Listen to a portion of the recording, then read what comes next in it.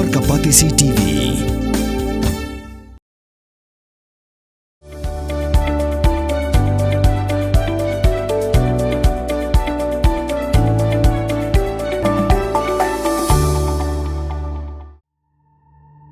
Hadin bala dia banle ya kates katanat ka kot ka khia jong ka Sorkar Pdeng kala penbana ba omdan BAA kaban pensniu yau khlai ha ka Dawai Jyrhoh ka ba ki Khynnah ha Rajasthan bat Madhya Pradesh ki yap ki scientist jong ka National Center for Disease Control nangta na ka National Institute of Virology ka Central Drugs Standard Control Organization ki lahir sha Chinwara district jong ka Jala Madhya Pradesh ban lom ye ki sample hadin balayo ya ka kaipot halor ka jingyap ki Khynnah ha ka test kala pni ba kamdon satya ka diethylene glycol lani ka ethylene glycol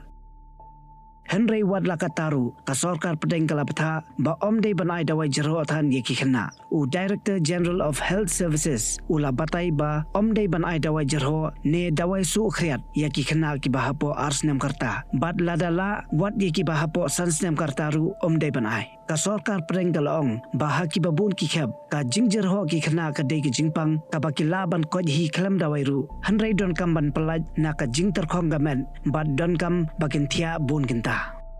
La Bthah ru ye ki company shna dawai baki de ban pinmi ki dawai ki babha bat ki de ban Kiar ban khle bunja than ye ki dawai bat ki de ru ban batai bha ya ki kimi ki kpa kumno ban pendon kam ya ka dawai jongki khun jongki ka Sorkar Pdeng kala shimkhya de hadin ka jingyap jongki laingot ki Khynnah ha Rajasthan bat ka jingsho tlot u doktor hadin badi ya ka Dawai Jyrhoh bat kumjuru ka jingyap jongki Khynnah ngot ha Madhya Pradesh na ka daw bam trikam shu u khlai hadin badi ya ka Dawai Jyrhoh Henry ha ka jingwat benia ki doktor kilalap ba ka jingbam trikam jong ukhlai ka dei namar ka jingdon ka diethylene glycol ha ka map ki Khynnah Henry kilap ba kamdon satya ka propylene glycol ha ka dawai ke bala ban penmi ya ka diethylene lani ka ethylene glycol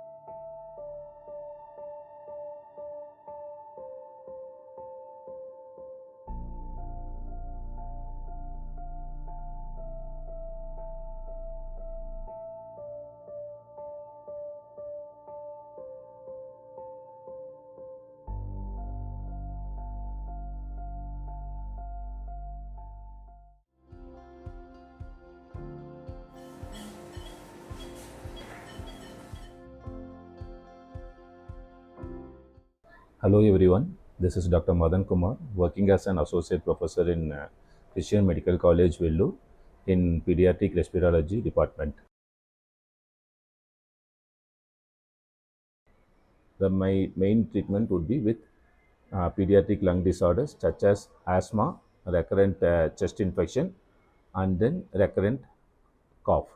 So the importance of this is if you diagnose it first and if you treat it properly, long term the child will have a normal life. If you are not going to treat the child properly, what happens is the quality of life of the child decreases. That is manifested like not studying properly, not playing properly, and not behaving properly. So when we try to treat these things, the respiratory infections properly, most of the times they get better and have a good quality of life.